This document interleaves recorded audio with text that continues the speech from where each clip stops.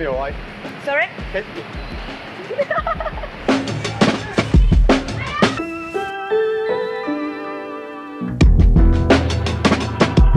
Can you hear me all right? I can hear you a little bit. Just about. It's quite noisy. We're under the bridge here at Bayman Skate Park, right, in Taipei. What's your name and where you're from? All right, my name is Lize Jújar, and I come from Colombia, from a really small city called Manizales. Right It's on. beautiful, yep. And now you live in Taipei, right? Yeah, I've been living in Taipei for 13 years. And how long have you been skating? I started when I was 20, 2003, 2004. Oh, really? Yeah, All right on. It's quite humid today, right? always. It's Taiwan. Humid is part of it, yeah. Yeah. What do you do here in Taipei? I work as a graphic designer. Sometimes it's pretty boring, sometimes it's like over the top, but overall I enjoy it. Yeah. That's the most important thing. Does it give you much time to get out skating? Of course not. Of course not. Not enough Of time. course not. Not enough time, not enough sleep, not enough salary. Can I say that? Of course, you can say whatever you want. I try to make time for it though. Yeah. Yes, I try to make time. So that's why like sometimes I spend long periods of time without skating at all. But I cruise a lot. When you don't go skating for a long period, do you feel like you're starting again? I feel fat. Yeah. As in fat? Like fat. When I you feel don't go fat and I skating, feel you heavy. feel fat? Yeah. I feel heavy. I feel like Right. On the balls, you mean? lagging. Yeah. Yeah, I know it all. When I don't skate for over 2 weeks or so, I start feeling like I'm not sure how to say, like, yeah, heavy.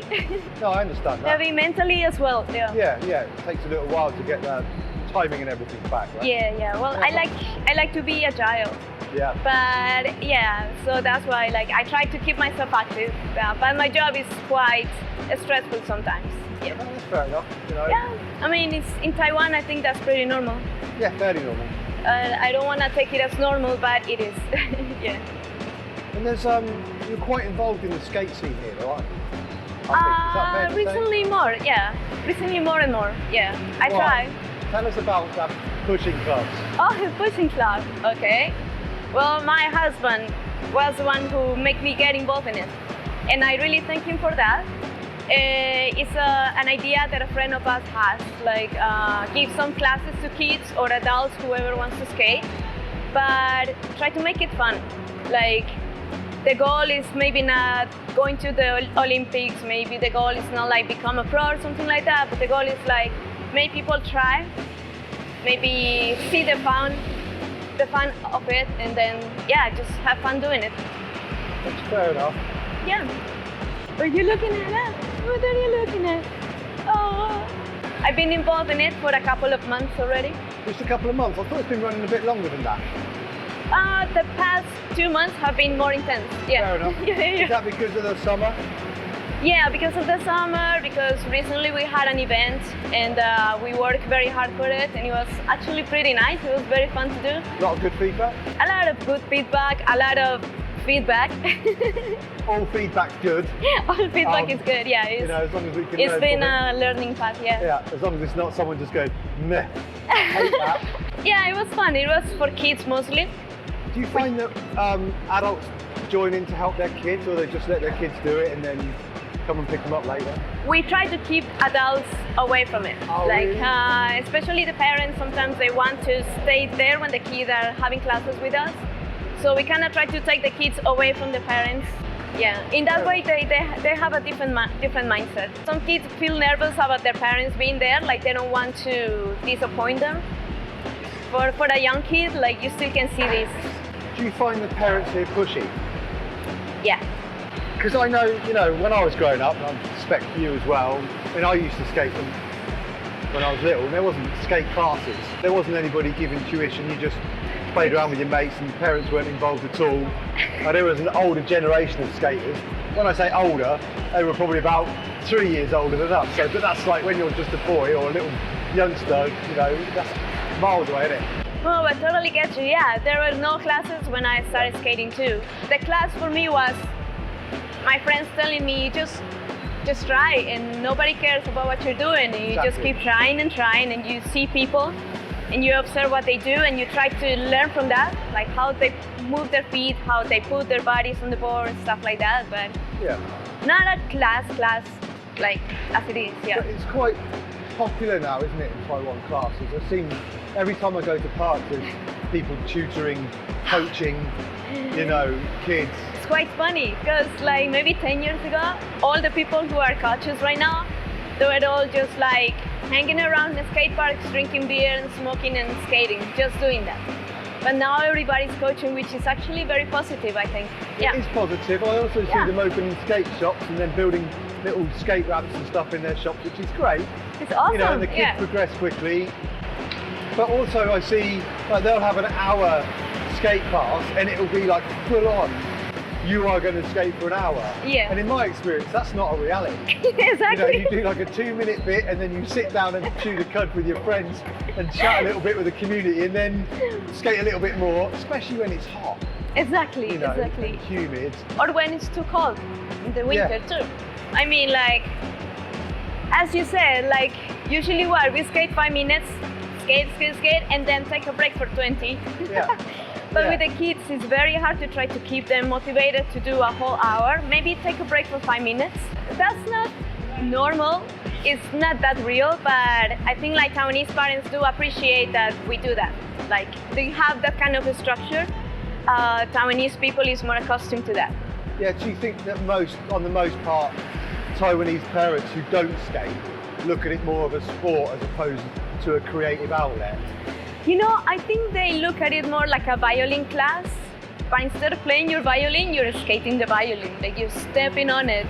A lot of parents, they don't skate, they don't understand what it is, they don't know if it's a sport, a hobby, a job, because many people make a living out of being pro skaters, so they don't understand how is that possible. Well, of course there's an industry around it, there always has been, but it's famously difficult to make a living as a skateboarder. Exactly, like, it's like everybody how? does it as a passion. Exactly. I mean, the way I explain it to people, my friends who've got kids and they see Clover skating and me skating and they're always like, oh, you're too old, you're too old, you shouldn't be on a skateboard. I explain it's like a life lesson. If you apply what you learn skateboarding, and agree with me or disagree if you want, if you try something, you fall, that's okay. Then you think about why did I fall, you get back up, do it again and make an adjustment and gradually learn to succeed. Yeah. And then you'll succeed and right away. If you apply that to everything in life, then you will be a success. Yeah. So it could be relationships or work or studies, anything at all. It is a great lesson that you can get from this, because I have seen in a lot of kids here, they get frustrated very easy. Like if they don't succeed right away in doing something that, like skating is not easy, and they get very frustrated that they cannot do it right away. Yeah. I don't understand why. Like it's not natural to move this way, but they still get very frustrated. Maybe because they're accustomed to do other things that are super breakdown in little steps. And then you complete one little thing and you feel successful. Then you go on to the next. But often skateboarding is not like that. It also, it teaches you to face your fears. Yeah. To take a deep breath and just do it. And it's okay to fail. Tight your butt and do it. It's okay to fail. It's like the community expects it. But if they see you trying even the most basic thing. Nobody expects you to be Tony Hawk the first day that you start skating. That's some Taiwanese parents do. Actually, not. I think some parents. That's not. Just again, with the violin class, they expect a Mozart in 1 week. Yeah. So like only Mozart can do that. And even so. But yeah, I think like most Taiwanese parents don't understand that, and they don't understand how hard it is to, for example, being able to push on the street naturally, just being able to cruise around without falling down. And they think it's very easy. So yeah. A little while ago, I was supposed to meet you here, and I had to leave. And as I was leaving, I was skating back towards Taipei main station, and I saw you two absolutely flying over some lumpy old square pavement. And I thought, that's what it is. That's what skating is. That's what I want to be getting back to. I should be getting back to it. I should be getting to the point where I can pop ollies up curves and just flow through the city again. Yeah. and not feel the fear, you know. Honestly, I hate that ground. But it is good for your attention. Like you have to pay attention, right? And actually, you have to relax on a ground like that. Yeah, you got to stay light. Last time I tell you, I was like going on that path, and also like the ground was like that, and I was like very, very comfortable drinking a coffee. And then something happened. I got blocked into something. I got totally like stuck in it, and my coffee just went flying away like this. And then my legs were like this, and everything happened in slow motion. And then I was laughing my ass off, and then Steve, which is there in the back, he was laughing so hard. It was funny. Like as a skater, we all know that. You're happily going along and either, oh dear, we've got a slam. He's okay folks, he's okay, survived, he's a hard boy. He's like, what happened? He just did a kickflip. That's it. Oh no. So we all know that sound of the stone stuck under the wheel, that and it's like up. That was totally my fault. Right. Sorry. That's the point of it. Actually, we took the kids that we teach, we want to let them try that uncomfortable feeling of not being on a smooth ground. And they do have to pay attention, they do get super nervous and scared, but they try it. And it is very nice when they tell me, oh my God, I actually did it, I like this feeling. It's like, it is awesome. Yeah, I get it. They can start using their skateboard for transport, and then it would just start coming so much faster. Yeah, because they just come to the classes and then maybe they don't practice anymore. Like most of the newest kids that come to start doing this, they just think it's just a class, and then you go home and nothing else happens. Like you don't skate anymore, you don't even look at the board anymore until you have class again. So it's this is about also like about educating the parents. I'm telling them like, if you take your kid to any kind of sport or anything, they have to practice, right? If you want them to improve, and especially this, you don't practice for 1 week, it's like, started like, your improvement goes down so quickly. This is something that I try to tell parents too, like, sometimes you go to skate, and then you look at the park, you look at the people, and you just go home. Yeah. You know? Sometimes it's like that. It's not pressure, you know, because if you skate in that mindset, you might get hurt. Like, that's right.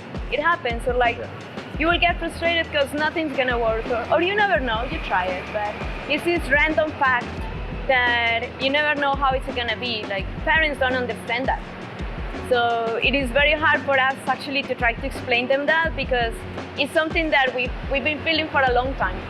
But trying to tell them that in a way that they feel, oh, I'm paying you money for making my child relax. So it's like, Yeah, you should pay money to help your child relax. God damn it. For once, right? 1 hour a week, just like therapy, you know? Yeah. Just imagine if you sat down and said we're going to have an hour meditation and just chill. And the parents like, ugh. Yeah. And I think parents should take that as a message there. Bring them, and if they want to, they will. Yeah. You know? And it might not happen overnight. But give them a chance. What do you get? What do you get from skateboarding? What does it give you? Oh, what does skateboarding give me? A lot of pain. But you're a super masochist, so you love it. Come on. A lot of pain, but good pain, you know. It gives me a lot of frustration because this sport is really hard for me. Like, I'm good in any other sport. I'm athletic. I'm very proud of it. But this is like my Achilles, you know, like it's terrible for me. It's like I'm really not good at it, but I love it. Well, that's it, isn't it? I mean, it really makes me face myself in such a hard way. Why don't you think you're good at it? I think I need more time, like more constant to do it. But again, but it does give me a lot of frustration, a lot of pain, but also a lot of dopamine, I would say, like a lot of good times. It makes me meet a lot of very, very good friends. And overall, like I said, it makes me face myself really hard, which is like right in my face. You haven't landed a kickflip yet? No, I've been trying for 6 years. 6 years? Yeah. Yeah, I'm closer to a hill flip though. Today's the day. Do it now. You know, I don't think. What if you did? Just got up and went, pop, landed it, and be like, way. Oh my God. Amazing, right? You know, last time I almost landed a kickflip while I was eating a hamburger. Yeah. I was totally relaxed. I wasn't even thinking about it, and I just tried, and I almost landed it. And I was like, that's the secret, the hamburger. Burger fit. So that's how it came out, like to get that feeling of like easiness of doing anything, like that's how you get all this frustration and pain. But once you get that, suddenly land something. Like I think it's one of the best feelings in the world. Yeah. And also everybody's process is different. Some people can get it the first time. It's like, wow, that's amazing. But you cannot get used to the feeling of getting things the first time, because one day you're gonna try 100 times and you're not gonna do it. And then like that's a horrible feeling, like, can I do this? That brings us to the point of celebrating the journey and not the achievement. Yeah, so many definitely. People put pressure on themselves in all sports to get to a goal, and when they get there, they feel like a massive sense of disappointment almost. Emptiness, yeah. Emptiness, like, oh, that was it.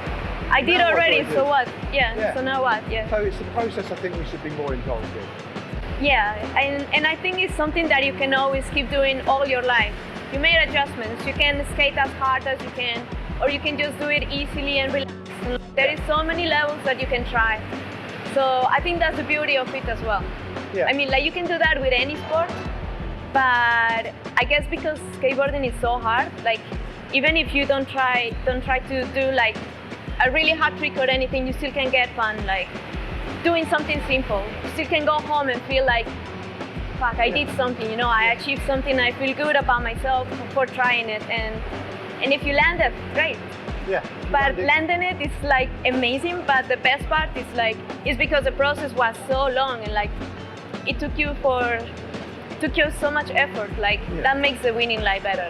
Yeah, exactly, it does that. You know what, I think it's also like, because this is a very lonely sport, if you say it, like, if you don't like to talk to people, you can still practice this sport and it's fine. It's amazing to do it with friends, but most of it is like you do it by yourself. Like there is nobody to tell you like, hey, okay, next week you need to achieve this, and that.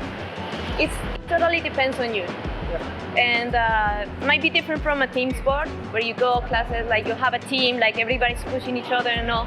That happens when you actually contact your friends and try to go out and skate, but most of it is like a very personal, individual work. Yeah. So. Do you feel confident that skateboarding is becoming more accessible and growing more here and around the world? That wouldn't have happened without the Olympics. If the Olympics didn't happen, like, I think at least in Taiwan that's the case, that's a little bit the case. Like if there were no Olympics and the skateboarding included in the Olympics as an official sport, this development wouldn't be happening. It wouldn't be happening at all, because as much as the United States has, for example, the Street League, Japan has very big contests, Europe has very big contests. In Taiwan, they never took that seriously. They never took that as a possibility. Like, all right, my kid can go and compete in France, or my kid can go and compete in America, never. But I saw this sport in the Olympics. They thought, oh, it's an official sport, and I want my kid to try this. I want my kid to be an Olympian of this sport, which is a very weird approach to skateboarding. But that is impulsing this development of new skateboarding to make a huge effort to invest in building indoor skate parks. There's a couple that are really good. I think the danger of that is that many parents here don't understand how long it takes, like to make your kid. I mean, kids learn very fast, but until a kid is able to go and compete and become an Olympian, that might take him like years and a lot of effort, and like pretty much skate every day like a profession since they are kids. Many parents don't get that.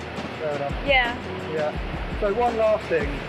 If anybody out there who used to skate and is thinking about getting back into it, or wants to take it up, or wants their kids to take it up, what would you say to them? What you waiting for? What you waiting for? Cut.